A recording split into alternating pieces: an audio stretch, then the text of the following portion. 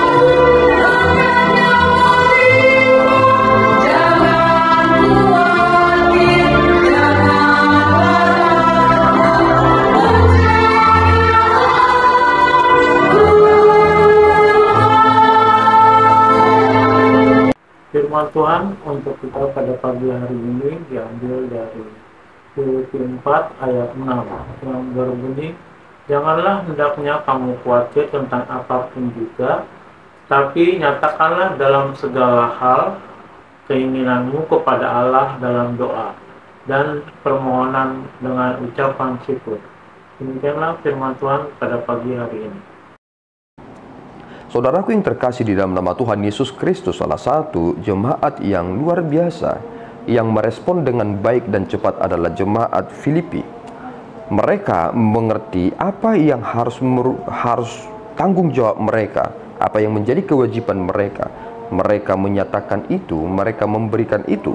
Itu mengapa pada bagian dari Filipi pasal yang keempat, Rasul Paulus mencoba untuk menyinggung hal itu, bahwasanya memang engkau telah memikirkan tentang aku. Kemudian kata-kata yang luar biasa yang diucapkan oleh Paulus adalah, segala perkara dapat kutanggung di dalam Dia yang telah memberikan kekuatan kepadaku. Nah, kini pemikiran yang perlu sekali kita pahami dalam teks kita hari ini adalah, mengapa muncul kata-kata janganlah hendaknya kamu khawatir tentang apapun juga, tetapi nyatakanlah dalam segala hal keinginanmu kepada Allah dalam doa dan permohonan dengan ucapan syukur.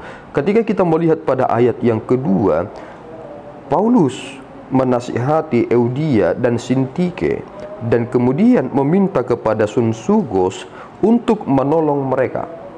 Jika kita boleh memposisikan tentang maksud ini, ternyata ketidakmampuan seseorang itu sehati sepikir dalam Tuhan akan mempengaruhi mereka dalam konsep rohani mereka yang sesungguhnya, dan akibatnya melahirkan di dalam diri mereka kekhawatiran, dan ini ternyata adalah ancaman dengan keberimanan seseorang.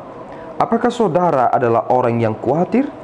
Jika saudara adalah orang yang khawatir, sebenarnya hal itu akan membuat saudara memiliki masalah yang besar dalam iman saudara, karena saudara tidak akan yakin tentang pemeliharaan Tuhan. Tetapi barang siapa yang memang mengetahui bahwa ini adalah sesuatu hal yang sulit, dia tetap memiliki pengharapan, dia terus mengerjakannya, dan juga bersama dengan orang-orang yang sehati dan sepikir dengannya terus memiliki motivasi yang benar, maka di sana iman semakin bertumbuh. Pikiran yang kita harus perbaiki adalah bagaimana kita tetap fokus kepada Allah. Kekhawatiran akan membuat seseorang itu kehilangan fokus. Mengapa demikian? Karena dia akan memikirkan aspek lain dari aspek yang seharusnya dia prioritaskan. Terkadang saudaraku, kita sulit untuk membedakan mana yang prioritas dan mana yang tidak prioritas. Akibatnya, karena kita memiliki banyak sekali keraguan-raguan, kita mengerjakan sesuatu hal yang sebenarnya bukan prioritas utama, dan akibatnya yang menjadi prioritas utama menjadi tidak mampu kita kerjakan. Kita sulit untuk berkata tidak kepada hal yang tidak prioritas. dan akibatnya kita akan menjadi orang yang terus dipenuhi keraguan-raguan itu, dan akibatnya kita menjadi sesuatu hal yang sangat khawatir dalam dirinya. Ini merupakan penekanan tentang aspek motivasi seseorang, bahwa kelemahan kita adalah perasaan dan juga pikiran kita. Perasaan dan pikiran sebenarnya adalah kekuatan, tetapi itu akan menjadi sekaligus menjadi kelemahan bagi manusia. Karena manusia ingin membuat sesuatu hal masuk akal, tetapi ketika itu tidak dapat masuk akal karena kondisional, akibatnya dia menjadi orang yang mundur. Seharusnya dia maju, tetapi karena dia menganggap dia tidak mampu, karena dia mencoba untuk menerka-nerka dengan pikirannya, akibatnya dia semakin khawatir dan akhirnya dia tidak maju, dan dia akhirnya menjadi stagnan dan tidak kemana-mana. Saudaraku yang terkasih, pemikiran yang sangat penting dan penekanan dalam teks ini harus menjadi sesuatu hal yang kita harus kerjakan hari lepas hari. Dikatakan, janganlah hendaknya kamu khawatir tentang apapun juga, tetapi nyatakanlah dalam segala hal keinginanmu kepada Allah, dan dalam doa dan permohonan dengan ucapan syukur. Jika saudara khawatir, tetapi kekhawatiran apa yang saudara khawatirkan? Karena Tuhan telah menyediakannya. Persoalannya adalah orang yang paling banyak khawatirnya adalah orang yang tidak mengerjakan sesuatu apapun. Padahal kita mampu mengerjakannya, tetapi kita lebih banyak mengalami kekhawatiran dalam diri. Bukankah itu adalah ancaman dalam iman? Kemudian dikatakan, serahkanlah atau nyatakanlah dalam segala hal keinginanmu kepada Allah dalam doa. Dan kemudian dan permohonan dengan ucapan syukur. Doa dan ucapan syukur adalah formula terbaik dalam menjalani hidup ini. Bahwasanya aku merasa dan aku tahu aku tidak mampu, sehingga aku menyatakannya dalam doaku. Dan meskipun aku tidak mendapatkannya, aku akan tetap mengucap syukur. Salah satu tokoh yang kita harus teladani adalah Abraham. Meskipun Tuhan menjanjikan kepada Abraham, dia akan memiliki tanah Kanaan, tetapi ketika dia berada di tanah itu, dia hanya hidup sebagai seorang tamu yang menumpang. Dia hanya mendirikan tenda, meninggalkan Ur Kasdim yang merupakan tempat yang sangat nyaman baginya, meninggalkannya hanya untuk menggenapi panggilan Allah kepadanya.